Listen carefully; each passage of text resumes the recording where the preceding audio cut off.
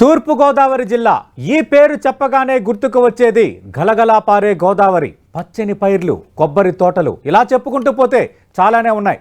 ఇలా ప్రకృతి అందాలకు కేరఫ్ అయిన తూర్పుగోదావరి జిల్లాకు రాజకీయంగా ఓ ప్రత్యేకత ఉంది. ఈ జిల్లాలో మెజార్టీ సీట్లు దక్కించుకునే పార్టీయే రాష్ట్రంలో అధికారం చేపట్టడం ఆనవాయితీగా వస్తోంది. అలా 1-2 సార్లు కాదు, దాదాపు 5 దఫాలుగా అదే జరుగుతూ వస్తుంది. మరి ఈసారి పరిస్థితి ఎలా ఉంది, ఓవరాల్గా గత 5 ఎన్నికల్లో ఏం జరిగింది, దీనికి సంబంధించి అందిస్తున్న స్పెసిఫిక్ అనాలిసిస్ మీరు ఇప్పుడు వాచ్ చేస్తున్నారు. ముందుగా గత 5 ఏళ్ల సరళ ఒకసారి చూద్దాం. తూర్పుగోదావరి జిల్లాకు సంబంధించి రాజకీయంగా ఏం జరిగిందో మీకు వివరించే ప్రయత్నం చేస్తాను. మొదటగా 1999 ఎన్నికలు మనం తీసుకుందాం. ఉమ్మడి ఆంధ్రప్రదేశ్లో 1999 ఎన్నికల పరంగా మనం తీసుకుంటే అటు 1999లో ఆంధ్రప్రదేశ్లో తెలుగుదేశం పార్టీ విజయం సాధించింది. తెలుగుదేశం పార్టీకి ఆ ఎన్నికల్లో 294 స్థానాలు కాను 180 స్థానాలు గెలుచుకొని తిరిగిలేని మెజార్టీ సాధించింది. తూర్పుగోదావరి జిల్లాకు డీలిమిటేషన్కు ముందు 21 అసెంబ్లీ స్థానాలు ఉండేవి. 21 అసెంబ్లీ స్థానాలకు గాను 18 స్థానాలు, అంటే చాలా బిగ్ నెంబర్ ఆఫ్ సీట్స్ తూర్పుగోదావరి జిల్లాలో తెలుగుదేశం పార్టీ కొల్లగొట్టింది. ఇక్కడ బిగ్ నెంబర్ రావడం, అలాగే 1999లో తెలుగుదేశం పార్టీ ఉమ్మడి ఆంధ్రప్రదేశ్లో అధికారం రావడం జరిగింది. అంటే ఇక్కడ ఎక్కువ నెంబర్ వచ్చిన వాతావరణాన్ని మనం ఇక్కడ గమనించాలి. అలాగే 2004 చూద్దాం. 2004కి విషయంకి వస్తే 2004లో ఏం జరిగిందో చూస్తే 2004లో వైఎస్ రాజశేఖర రెడ్డి నేతృత్వంలో కాంగ్రెస్ పార్టీ ఘన విజయం సాధించింది. 185 సీట్లు ఆ పార్టీకి దక్కాయి. 294 సీట్లకు గాను తూర్పుగోదావరి జిల్లాలో ఉన్న 21 సీట్లకు గాను 16 స్థానాలను ఆ రోజు కాంగ్రెస్ పార్టీ గెలుచుకుంది. 21 సీట్లకు గాను 16 స్థానాలు గెలుచుకుంది. అయితే 99 టీడీపీతో గెలుచుకున్న స్థానాల కంటే 2 తక్కువైనప్పటికీ మెజార్టీ సీట్లు అటు కాంగ్రెస్ వశమైన పరిస్థితి కనిపిస్తోంది. ఇక 2009 ఎన్నికల వరకు వస్తే డీలిమిటేషన్ జరిగింది. అప్పటికే డీలిమిటేషన్ జరిగిన తర్వాత తూర్పుగోదావరి జిల్లాలో ఉన్న నియోజకవర్గాలు 21 నుంచి 19కి తగ్గిపోయాయి. ఆ 19 నియోజకవర్గాలకు సంబంధించి తూర్పుగోదావరి జిల్లాలో 11 స్థానాలు కాంగ్రెస్ పరమయ్యాయి. అయితే 2009కి సంబంధించి చాలా అంశాలు మాట్లాడుకోవాలి. 2009లో కాంగ్రెస్ పార్టీ విజయం సాధించింది. 156 స్థానాలతో విజయం సాధించింది. వైఎస్ రాజశేఖర రెడ్డి కూడా మొదటి అసెంబ్లీ సమావేశంలోనే మనం బోటాబోటీగా గెలిచామంటూ కొన్ని కామెంట్స్ కూడా చేసిన వాతావరణం.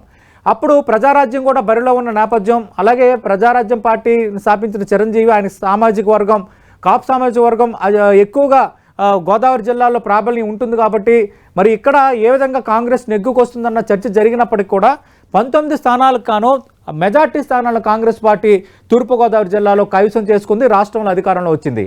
ఆ ఎన్నికల్లో తెలుగుదేశం పార్టీకి 4, ప్రజారాజ్యంకి 4 మాత్రమే వచ్చాయి.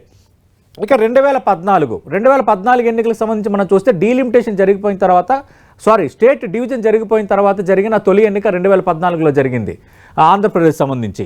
అప్పుడు మనం చూస్తే 2014లో తెలుగుదేశం పార్టీ విజయం సాధించింది. రాష్ట్రం విడిపోయిన తర్వాత 175 స్థానాలు ఆంధ్రప్రదేశ్ అసెంబ్లీ స్థానాలుగా ఉంటే 175 స్థానాలు కాను 102 స్థానాలు తెలుగుదేశం పార్టీ గెలుచుకొని అధికారంలోకి వచ్చింది. అప్పుడు తూర్పుగోదావరి జిల్లాలో 19 స్థానాలు కాను 12 స్థానాలు తెలుగుదేశం పార్టీ వశమైపోయాయి. ఇక 2019 ఎన్నికల సరళి చూద్దాం. 2019 ఎన్నికల సరళి మనం చూస్తే 2019లో వైఎస్ఆర్ కాంగ్రెస్ పార్టీ ఘన విజయం సాధించింది. ఒక రికార్డు స్థాయి మెజార్టీని ఆ పార్టీ దక్కించుకుంది. 175 స్థానాలు కాను 151 స్థానాల్లో ఒక పెను తుఫాన్ లాగా వైఎస్ఆర్ కాంగ్రెస్ పార్టీ అధికారంలోకి వచ్చిన వాతావరణం మనం చూసాం. అప్పుడు తూర్పుగోదావరి జిల్లాలో మొత్తం 19 స్థానాలు కాను 14 స్థానాలను వైఎస్ఆర్ కాంగ్రెస్ పార్టీ గెలుచుకుంది. మరి ఇప్పుడేం జరగబోతుంది అన్నది అందరిలో ఉన్న ఒక రకమైన ఉత్కంఠ. ఎందుకు గోదావరి జిల్లాలపైన ఎక్కువగా ఫోకస్ పెడుతున్నాయి పార్టీలని అందరూ చర్చించుకుంటుండడానికి ప్రధాన కారణం, మనం 5 ఎన్నికల సరళి మీరు చూశారు. అంటే 1999 నుంచి 2019 వరకు ఈ 5 ఎన్నికల సరళి మనం చూసినప్పుడు తూర్పుగోదావరి జిల్లాలో ఎవరికైతే ఎక్కువ సీట్లు వస్తున్నాయో వాళ్ళకే అధికారం దక్కుతోంది. ఇక్కడ ఎవరికి తక్కువ సీట్లు వస్తున్నాయో వాళ్ళు అక్కడ అధికారం కోల్పోతున్నారు. అంటే క్లియర్ కట్గా రిలేషన్ ఉంది, క్లియర్ కట్గా కనెక్షన్ ఉంది. ఆ కనెక్షన్ నేపథ్యంలో ఈసారి మరి తూర్పుగోదావరిలో ఎవరికి ఎక్కువ వస్తుందో వాళ్ళే అధికారంలో రాబోతున్నారన్న ఒక ఫినామినా కంటిన్యూ అవుతుంది. ఆ ఆచారం కంటిన్యూ అయ్యే వాతావరణం ఉంది. కాబట్టి ఈసారి ఏం జరగబోతుందన్నది ఒకటి ఆసక్తికరం. ఇప్పటికే అటు దాదాపు అభ్యర్థులు ఖరారైన వాతావరణం ఉంది.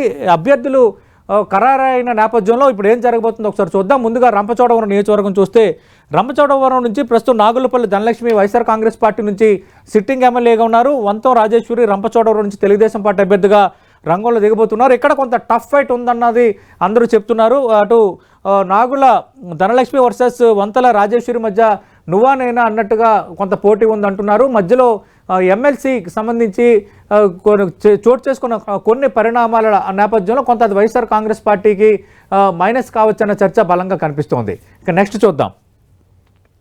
జగ్గంపేటకు సంబంధించి మనం చూస్తే ప్రస్తుతం సిట్టింగ్ ఎమ్మెల్యేగా ఉన్న జ్యోతుల చంటిబాబును వైఎస్ఆర్ కాంగ్రెస్ పార్టీ పక్కన పెట్టింది.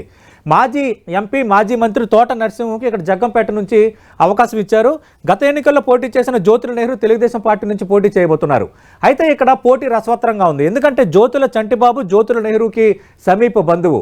జ్యోతుల చంటిబాబు పార్టీ మారలేదు, వైసీపీలోనే ఉన్నారు. కానీ ఇండైరెక్ట్గా జ్యోతుల నెహ్రూకి సహకరించవచ్చు, వాళ్ళిద్దరి మధ్య కొంత సయోధ్య కుదిరిందన్న ఒక పొలిటికల్ టాక్ అయితే వినిపిస్తోంది. మరి జ్యోతుల చంటిబాబు ఒకవైపు తోట నరసింహకు సహకరిస్తామంటున్నారు, పార్టీ నిర్ణయాలను శిరసావహిస్తామంటున్నారు. కానీ తెర వెనక ఖచ్చితంగా బంధువైన జ్యోతుల నెహ్రూకే సహకరించే వాతావరణం ఉందన్న టాక్ ఉన్న నేపథ్యంలో ఇక్కడ పోటీ కొంత రసవత్తరంగా మారింది.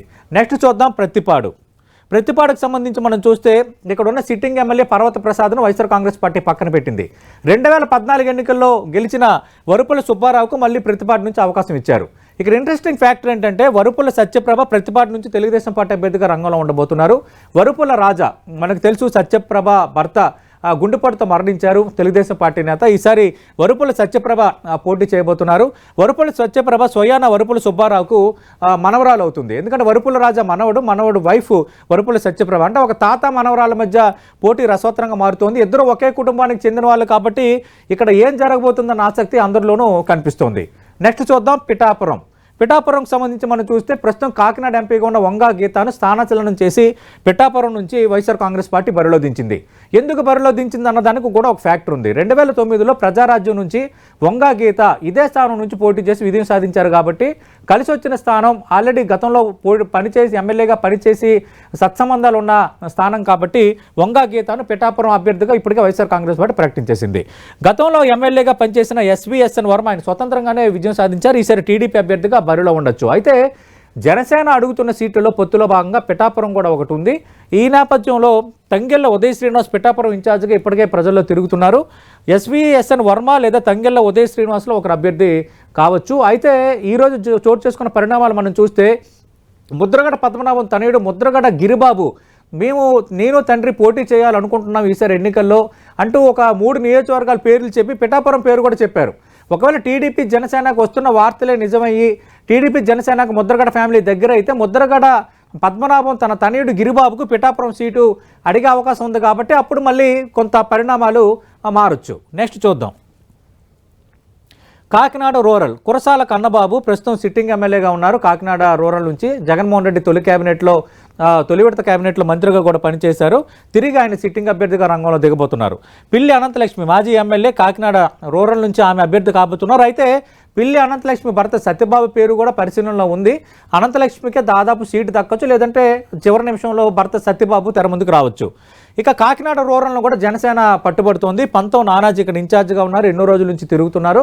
పంతం నానాజీ ఒకవేళ జనసేన టీడీపీ పొత్తులో భాగంగా జనసేన కేటాయిస్తే పంతం నానాజీ బరిలో దిగచ్చు. ఇక్కడ కాకినాడ రూరల్కి సంబంధించి కొంచెం ఇంట్రెస్టింగ్ ఫ్యాక్టర్ ఉంది. ముగ్గురు నువ్వనేనన్నట్టుగా పోటీ పడే వాతావరణం. అయితే పొత్తులో భాగంగా ఇద్దరిలో ఒకరే, అంటే టీడీపీ జనసేనలో ఒకరే పోటీ పడతారు కాబట్టి దిముకుపోరు ఈసారి కొంత ఆసక్తి రేపుతోంది. నెక్స్ట్ చూద్దాం. కాకినాడ సిటీకి సంబంధించి ద్వారంపూడి చంద్రశేఖర్ రెడ్డి ప్రస్తుతం సిట్టింగ్ ఎమ్మెల్యేగా ఉన్నారు. తిరిగి వైఎస్ఆర్ కాంగ్రెస్ పార్టీ నుంచి బరిలో దిగుతున్నారు. వనమాడి వెంకటేశ్వరరావు గతంలో ఓడిపోయిన వనమాడి వెంకటేశ్వరరావు కాకినాడ సిటీ నుంచి టీడీపీ అభ్యర్థిగా ఉండబోతున్నారు. మొత్తా శశిధర్ కాకినాడ సిటీ నుంచి జనసేన అభ్యర్థి కావచ్చు. గత ఎన్నికల్లో కూడా ఆయన పోటీ చేసిన పరిస్థితి మనం చూసాం. మరి పొత్తులో భాగంగా కాకినాడ సిటీ కాకినాడ రూరల్ రెండు అడుగుతున్నారు. కానీ ఈ రెండిట్లో ఒకటే ఇస్తానని ఇప్పటికే తెలుగుదేశం పార్టీ అధినేత చంద్రబాబు నాయుడు జనసేనకు స్పష్టత ఇచ్చిన నేపథ్యంలో మరి ఈ రెండిట్లో ఏం దక్కుతుందో అనేది ఆసక్తికరం. ఒకవేళ జనసేనకు దక్కితే మొత్తా శశిధర్ ఇక్కడ అభ్యర్థిగా రంగంలో వచ్చే అవకాశం ఉంది. చూద్దాం. తునికి సంబంధించి మంత్రి దాటిశెట్టి రాజా ప్రస్తుతం సిట్టింగ్ ఎమ్మెల్యేగా ఉన్నారు. తిరిగి ఆయనే బరిలో ఉండే అవకాశం అయితే చాలా స్పష్టంగా కనిపిస్తోంది. ఒక రకంగా యనమల ఫ్యామిలీ స్పీడ్కు ఆయన చెక్ పెట్టారు. 2 సార్లు గెలిచారు దాటిశెట్టి రాజా. ఈసారి మళ్ళీ వైఎస్ఆర్ కాంగ్రెస్ పార్టీ అభ్యర్థిగా రంగంలో దిగబోతున్నారు. అయితే యనమల రామకృష్ణ ఫ్యామిలీ నుంచి ఆయన కుమార్తె యనమల దివ్య ఈసారి రంగంలో ఉండబోతున్నారు. గత ఎన్నికల్లో ఆయన సోదరుడు యనమల కృష్ణుడు రంగంలో దిగితే ఈసారి కుమార్తెనే రంగంలో దించుతున్నారు. కాబట్టి తునిలో పోరు కొంత ఆసక్తికరంగా ఉండొచ్చు. కాపు వర్సెస్ యాదవ కమ్యూనిటీ మధ్య పోరు ఆసక్తి రేపుతుంది. చూద్దాం ఎవరు గెలుస్తారో. నెక్స్ట్ చూద్దాం. రాజమండ్రి రాజమండ్రి సిటీకి సంబంధించి ప్రస్తుతం రాజమండ్రి ఎంపీగా ఉన్న మార్గాని భరత్కు వైఎస్ఆర్ కాంగ్రెస్ పార్టీ మార్పులు చేర్పుల్లో భాగంగా స్థానాచలనం చేసింది. ఈసారి మార్గాని భరత్ సిట్టింగ్ ఎంపీ ప్రస్తుతం ఫస్ట్ టైం ఎమ్మెల్యేగా ఆయన రంగంలో దిగబోతున్నారు. ప్రస్తుతం రాజమండ్రి సిటీ తెలుగుదేశం పార్టీ కోటాలో ఉంది. గతంలో గెలిచిన 23 సీట్లలో రాజమండ్రి సిటీ ఒకటి. ఆదిరెడ్డి భవానీ సిట్టింగ్ ఎమ్మెల్యేగా రంగంలో దిగబోతున్నారు. అయితే ఆదిరెడ్డి భవానీ లేదా ఆదిరెడ్డి వాసు ఆమె భర్త కూడా రంగంలో దిగొచ్చు. చివరి నిమిషంలో వీళ్ళిద్దరిలో ఒకరు బరిలో ఉండే అవకాశం ఉందన్నది జరుగుతున్న చర్చ. నెక్స్ట్ చూద్దాం రాజమండ్రి రూరల్కి సంబంధించి మనం చూస్తే చెల్లిపోయిన వేణుగోపాలకృష్ణ స్థానచలనం కలిగించారు. రామచంద్రపురం నుంచి గత ఎన్నికల్లో గెలిచారు. ఆయన మంత్రిగా ఉన్నారు. అయితే అక్కడ సుభాష్ చంద్రబోస్ వర్సెస్ చెల్లిపోయిన వేణు ఎపిసోడ్లో భాగంగా ఆయనకి స్థానచలనం కల్పించిన నేపథ్యంలో ఈసారి రాజమండ్రి రూరల్ నుంచి ఆయన అదృష్టాన్ని పరీక్షించుకుంటున్నారు. గోరంట్ల బుచ్చే చౌదరి ఇక్కడ సిట్టింగ్ ఎమ్మెల్యేగా ఉన్నారు. రాజమండ్రి రూరల్ నుంచి తిరిగి ఆయన అభ్యర్థి కావచ్చు అంటున్నారు. అయితే జనసేన గట్టిగా పట్టబడుతున్న సీట్లలో రాజమండ్రి రూరల్ ఒకటి. కందుర లక్ష్మీ దుర్గేష్ ఇక్కడ ఇన్ఛార్జిగా ఉన్నారు. దాదాపు ఈ సీటు రాజమండ్రి రూరల్ సీటు కొంత జనసేనకు దక్కొచ్చు అంటున్నారు. చూద్దాం ఏం జరగబోతుందో. ఇక నెక్స్ట్ చూద్దాం అనపర్తికి సంబంధించి ప్రస్తుతం సిట్టింగ్ ఎమ్మెల్యేగా ఉన్న డాక్టర్ సత్య సూర్యనారాయణ రెడ్డి తిరిగి వైసీపీ అభ్యర్థిగా రంగంలో ఉండబోతున్నారు. మాజీ ఎమ్మెల్యే నల్లమెల్లి రామకృష్ణారెడ్డి తెలుగుదేశం పార్టీ నుంచి రంగంలో ఉండబోతున్నారు. నెక్స్ట్ చూద్దాం.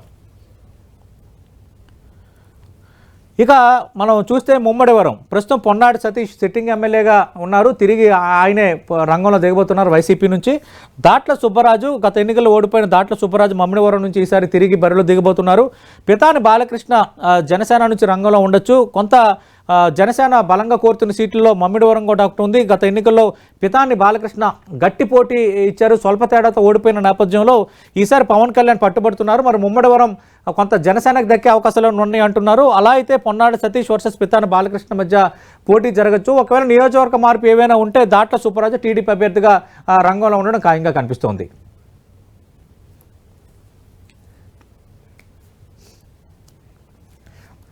ఇక నెక్స్ట్ చూద్దాం. అటు తూర్పుగోదావరి జిల్లాలో ఎవరికి ఎక్కువ స్థానాలు వస్తే వాళ్ళు అధికారంలోకి వస్తున్నారు. 1999 నుంచి అదే ఫినామినా మనకు కనిపిస్తున్న వాతావరణంలో ప్రస్తుతం 19 స్థానాల్లో ఎవరెవరు అభ్యర్థులుగా ఉన్నారో వాతావరణం ఏంటి దానికి సంబంధించిన అనాలిసిస్ మీరు వాచ్ చేస్తున్నారు. నెక్స్ట్ మనం చూస్తే అమలాపురం నుంచి ప్రస్తుతం మంత్రి పినేపి విశ్వరూప్ సిట్టింగ్ ఎమ్మెల్యేగా ఉన్నారు.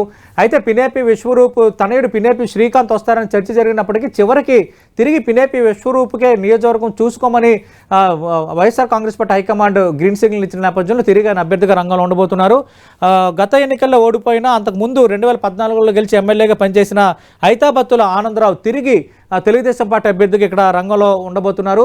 ఇద్దరు ఎస్సీ కమ్యూనిటీకి చెందిన నేతలు, ఇద్దరు బలమైన అర్ధబలం అంగబలం ఉన్న నేతలు కాబట్టి ఇక్కడ పోరు కొంత రసవత్తరంగా మారే అవకాశం ఉంది. కోనసీమ అంబేద్కర్ జిల్లా ఏర్పాటు చేసిన నేపథ్యంలో కొంత ప్రతికూలత మంత్రిపై ఉంది, మంత్రిపై కొంత ప్రతికూలత ఉందన్న చర్చ నేపథ్యంలో ఈసారి పినేపి విశ్వరూప్కు గట్టి పోటీ ఇస్తామన్న అంచనాలో తెలుగుదేశం పార్టీ ఉంది. నెక్స్ట్ చూద్దాం. పి గన్నవరం సంబంధించి ఇక్కడున్న సిట్టింగ్ ఎమ్మెల్యే చిట్టిబాబును వైఎస్ఆర్ కాంగ్రెస్ పార్టీ హైకమాండ్ పక్కన పెట్టింది. జడ్పీ చైర్మన్గా ఉన్న విప్పర్తి వేణుగోపాలకృష్ణ పి గన్నవరం నుంచి రంగంలో దించుతుంది. తొలిసారిగా ఆయన శాసనసభకు పోటీ చేస్తున్నారు.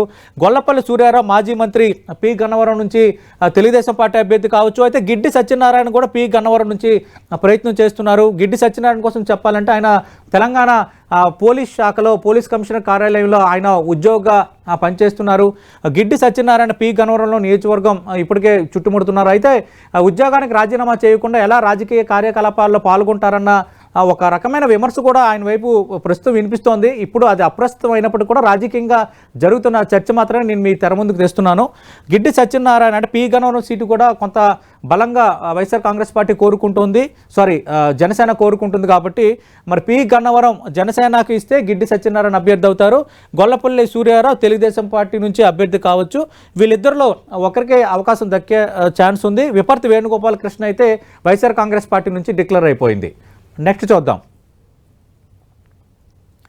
నెక్స్ట్ మనం చూస్తే అటు మరికొంతమంది అభ్యర్థులు కూడా ఉన్నారు. పి గన్నవరంకి సంబంధించి ఇంట్రెస్టింగ్ ఫ్యాక్టర్ ఏంటంటే మందపాటి కిరణ్ కూడా తెలుగుదేశం పార్టీ అభ్యర్థిగా పోటీ పడుతున్నారు. అటు గొల్లపల్లి సూర్యారావు లేదా మందపాటి కిరణ్లో ఒకరికి ఛాన్స్ దక్కే అవకాశం ఉంది గన్నవరంకి సంబంధించి. నెక్స్ట్ చూద్దాం. రాజోలుకు సంబంధించి మనం చూస్తే గత ఎన్నికల్లో జనసేన గెలిచిన ఏకైక సీటు రాజోలు. రాపాక వరప్రసాద్ ఆ తర్వాత వైఎస్ఆర్ కాంగ్రెస్ పార్టీకి దగ్గరైపోయారు. అయితే ఈసారి రాపాక వరప్రసాద్ కూడా స్థానచలనం ఉంటుందని అన్నారు. ఎందుకంటే తెలుగుదేశం పార్టీ నుంచి గెలిచిన మద్దాలగిరి, గుంటూరు పశ్చిమ నుంచి ఆయనకి సీటు లేకుండా అయిపోయిన వాతావరణం మనం చూసాం. అలాగే అటు చాలా మార్పులు చేర్పులు జరుగుతున్న వాతావరణ నేపథ్యంలో రాపాక వరప్రసాద్ కూడా డౌటే అన్నారు. బట్ రాపాక వరప్రసాద్ చివరి నిమిషంలో మళ్ళీ సీటు దక్కించుకున్నారు. ఈసారి తిరిగి సిట్టింగ్ ఎమ్మెల్యేగా రాజోలు నుంచి ఆయన బరిలో దిగబోతున్నారు. బొంతు రాజేశ్వరరావు రాజోలు నుంచి జనసేన అభ్యర్థిగా రంగంలో దిగబోతున్నారు. జనసేనకు టీడీపీ ఎప్పుడో ఇక్కడ దాదాపు ఫిక్స్ చేసిందంటున్నారు. ఇప్పటికీ జనసేన అక్కడ కొంత బలంగా పనిచేస్తోంది. జనసేన కోరుకుంటున్న సీట్లలో ఇది కూడా ఉంది కాబట్టి రాపాక వరప్రసాద్ వర్సెస్ బొంతు రాజేశ్వరరావు మధ్య నువ్వరేనన్నట్టుగా కొంత పోటీ జరగబోతోంది. నెక్స్ట్ చూద్దాం కొత్తపేటకు సంబంధించి చీర్ల జగ్గిరెడ్డి సిట్టింగ్ ఎమ్మెల్యేగా ఉన్నారు. సీనియర్ నేత బండారు సత్యానందరావు ఒకసారి గెలిచారు. ఆయన గత ఎన్నికల్లో ఓడిపోయారు. సీనియర్ నేత తిరిగి తెలుగుదేశం పార్టీ అభ్యర్థిగా రంగంలో ఉండబోతున్నారు. బండారు శ్రీనివాస్ జనసేన అభ్యర్థిగా ప్రచారంలో ఉన్నారు. కొంత విరివిగా తిరుగుతున్నారు. గోదావరి జిల్లాలకు వచ్చేసరికి జనసేన ఎక్స్పెక్ట్ చేస్తున్న సీట్లు ఎక్కువగా ఉన్న నేపథ్యంలో కొంత ప్రతి నియోజకవర్గంలో ఈ పొత్తులో భాగంగా టీడీపీకి ఇస్తారా జనసేనకి ఇస్తారన్న ఒక సంశయం, ఒక సందిగ్ధత కొనసాగుతూనే ఉంది. ఈ నేపథ్యంలోనే ఈ ఇద్దరు అభ్యర్థులు ఎవరు కావచ్చు అన్న దానిపై 10 టీవీ మీకు ఎక్స్క్లూజివ్గా పూర్తి స్థాయిలో క్లారిటీ ఇచ్చే ప్రయత్నం చేస్తోంది. ఇక నెక్స్ట్ చూద్దాం మండపేటకు సంబంధించి మనం చూస్తే తోట త్రిమూర్తులు ఈసారి రంగంలో ఉండబోతున్నారు. గత ఎన్నికలు ఆయన ఓడిపోయారు. తర్వాత వైసీపీలో చేరారు, ఎమ్మెల్సీగా ఉన్నారు. ఈసారి మండపేట నుంచి వైఎస్ఆర్ కాంగ్రెస్ పార్టీ అభ్యర్థిగా రంగంలో ఉండబోతున్నారు. వేగుళ్ల జోగేశ్వరరావు మండపేట నుంచి గత ఎన్నికల్లో ఆయన ఓడిపోయారు, తిరిగి రంగంలో ఉండబోతున్నారు. వేగుళ్ల లీలాకృష్ణ మండపేట నుంచి ఈసారి తన అదృష్టాన్ని పరీక్షించుకుంటున్నారు. జనసేన నుంచి కొంత ఆయన సీరియస్గా తిరుగుతున్నారు. ఈ నేపథ్యంలో మరి వేగుళ్ల జోగేశ్వరరావు, వేగుళ్ల లీలాకృష్ణ ఇద్దరు సమీప బంధువులే. కానీ అటు తెలుగుదేశం జనసేన పొత్తు ఉంది కాబట్టి ఇద్దరిలో ఎవరికి సీటు దక్కుతుందన్నది ఆసక్తికరం. కానీ ఇద్దరిలో ఎవరికి దక్కినా కూడా కొంత గట్టి పోటీ ఇవ్వగలరన్న ఒక చర్చ అయితే ఉన్న నేపథ్యంలో మరి మండపేటలో ఏం జరుగుతుందో మనం వెయిట్ చేయాలి. నెక్స్ట్ చూద్దాం రామచంద్రపురం ఎపిసోడ్ కోసం రాష్ట్రం మొత్తం అందరికీ తెలిసిందే. ఎందుకంటే అక్కడ సుభాష్ చంద్రబోస్ వర్సెస్ మంత్రి వేణుగోపాలకృష్ణ మధ్య కొంత గందరగోళం, కొంత నువ్వనేనన్నట్టుగా వాతావరణం చోటు చేసుకోవటం, ఖచ్చితంగా నాకే ఇవ్వాలని సుభాష్ చంద్రబోస్ పట్టుబడిన నేపథ్యంలో సుభాష్ చంద్రబోస్ ఫ్యామిలీకి చెందిన పిల్లి సూర్యప్రకాష్, ఆయన తనయుడు పిల్లి సూర్యప్రకాష్కు అభ్యర్థిగా వైఎస్ఆర్ కాంగ్రెస్ పార్టీ అవకాశం ఇచ్చింది. గత ఎన్నికల్లో పోటీ చేసి ఓడిపోయిన మాజీ ఎమ్మెల్సీ రెడ్డి సుబ్రహ్మణ్యం తిరిగి రామచంద్రపురం నుంచి రంగంలో ఉండబోతున్నారు. అయితే రెడ్డి సుబ్రహ్మణ్యంకి సంబంధించి తెలుగుదేశం పార్టీ రిపోర్ట్స్ కొంత అనుకూలంగా లేని నేపథ్యంలో మరో క్యాండిడేట్ కోసం టీడీపీ వెదుగుతోంది అన్న ఒక చర్చ జరుగుతోంది. జనసేన కూడా ఒకవేళ ఈ అవకాశాన్ని వినియోగించుకొని జనసేన పోటీ చేయడానికి కూడా కొంత ప్లాన్ గీసుకుంటుందని మనకు అందుతున్న సమాచారం. ఇక పెద్దాపురం విషయానికి వస్తే తెలుగుదేశం పార్టీ గత ఎన్నికల్లో గెలుచుకున్న 23 సీట్లలో పెద్దాపురం కూడా ఒకటి. అప్పటి హోంమంత్రి నిమ్మకాయల చినరాజప్ప తిరిగి గత ఎన్నికల్లో విజయం సాధించారు. అయితే లాస్ట్ ఎన్నికల్లో తోట నరసింహలు భార్య తోట వాణి వైఎస్ఆర్ కాంగ్రెస్ పార్టీ అభ్యర్థిగా రంగంలో దిగి ఓడిపోయారు. అయితే ఈసారి తోట నరసింహకు, ఆ ఫ్యామిలీ నుంచి తోట నరసింహకు జగ్గంపేట స్థానం ఇచ్చారు కాబట్టి ఆ తోట వాణికి ఈసారి మళ్ళీ తిరిగి పెద్దాపురం టికెట్ ఇవ్వలేదు. దౌలూరి దొరబాబు ఈసారి వైఎస్ఆర్ కాంగ్రెస్ పార్టీ నుంచి రంగంలో దిగబోతున్నారు. మాజీ హోంమంత్రితో దౌలూరి దొరబాబు ఈసారి పోరాడబోతున్నారు. సిట్టింగ్ ఎమ్మెల్యేగా నిమ్మకాయల చినరాజప్ప తిరిగి తెలుగుదేశం పార్టీ అభ్యర్థిగా రంగంలో ఉండబోతున్నారు. నెక్స్ట్ చూద్దాం రాజానగరం ప్రస్తుతం వైఎస్ఆర్ కాంగ్రెస్ పార్టీ సిట్టింగ్ స్థానం. జక్కంపూడి రాజా సిట్టింగ్ ఎమ్మెల్యేగా ఉన్నారు. జక్కంపూడి రామ్మోహన్ రావుకు సంబంధించి రాజమండ్రి కానీ గోదావరి జిల్లా రాజకీయాల్లో ప్రత్యేకంగా పరిచయం చేయాల్సిన పని లేదు. గతంలో ఒకసారి జక్కంపూడి విజయలక్ష్మి జక్కంపూడి రాజా తల్లి, అలాగే జక్కంపూడి రామ్మోహన్ రావు సతీమణి ఒకసారి విజయం సాధించారు. కొంత జక్కంపూడి ఫ్యామిలీకి బాగా పట్టున్న ఆ ప్రాంతం. ఈసారి బత్తుల బలరామకృష్ణ జనసేన నుంచి దాదాపు రంగంలో దిగే అవకాశాలు కనిపిస్తున్నాయి. ఇది జనసేనకు ఇప్పటికే తెలుగుదేశం పార్టీ ఈ సీటు వదిలేసిందన్న ప్రచారం ఉంది. జనసేన పూర్తి కార్యకలాపాల్లో పాల్గొంటున్నారు. తెలుగుదేశం పార్టీ కూడా కొంత జనసేనకు సహకరిస్తున్న వాతావరణం ఉంది. పొత్తుల్లో భాగంగా ఇది జనసేనకు వెళ్ళే అవకాశం ఉంది. బత్తుల బలరామకృష్ణ సిట్టింగ్ ఎమ్మెల్యే జక్కంపూడి రాజాను ఈసారి ఢీకొనబోతున్నారు. ఇక ఓవరాల్గా మనం చూసాం, అటు డీలిమిటేషన్కి ముందు 21 స్థానాలు ఉన్న తూర్పుగోదావరిలో ఈసారి 19 స్థానాలు ఉన్నాయి. మరి ఈ 19 స్థానాల్లో మెజార్టీ స్థానాలు ఎవరికి వస్తే వాళ్ళకే అధికారం వస్తుంది కాబట్టి గత 5-6 ఎన్నికలుగా అదే ఆచారం, అదే ఫినామినా నడుస్తుంది కాబట్టి పార్టీలన్నీ ఎక్కువగా ఫోకస్ చేశాయి అభ్యర్థుల ఎంపిక పైన, అలాగే బలాబలాల మీద, సోషల్ ఈక్వేషన్స్ మీద, సామాజిక సమీకరణాల మీద చాలా చర్చోపచర్చలు జరుగుతున్నాయి. మనకు తెలుసు లేటెస్ట్గా ముద్రగడ ఎపిసోడ్ ఇలాంటివన్నీ కూడా వాటిలో భాగమే. ఏ ఓటు బ్యాంకుని వదలకూడదు, ఏ వర్గాన్ని వదలకూడదు, గంపగుత్తుగా ఓట్లు లాక్కోవాలన్న ఒక ప్రధాన ఎజెండా, ప్రబలమైన రాజకీయ లక్ష్యాలు పార్టీలు ప్రదర్శిస్తున్న నేపథ్యంలో మరి ఈ తూర్పుగోదావరి జిల్లాలో ఇప్పటివరకు అభ్యర్థులు ఎవరో దాదాపు మీకు క్లారిటీ ఇచ్చేశాను. ఈ పోటీ మధ్య ఈసారి ఎవరికి మెజార్టీ స్థానాలు వస్తాయి, ఆ మెజార్టీ స్థానాలు వచ్చే ఆ కూటమి కానీ పార్టీ కానీ అటు రాష్ట్రంలో అధికారంలోకి వచ్చే వాతావరణం ఉంది కాబట్టి చూద్దాం ఈసారి ఇంట్రెస్టింగ్ ఏం జరగబోతుందో. ఇది తూర్పుగోదావరి జిల్లా బలాబలాలు, ఓవరాల్గా రాజకీయంగా ఈక్వేషన్స్ ఎలా ఉండబోతున్నాయి, గత 5 ఎన్నికల్లో ఏం జరిగిందన్న ఆ ఫినామినా సంబంధించి 10 టీవీ అందించిన స్పెషల్ అనాలిసిస్.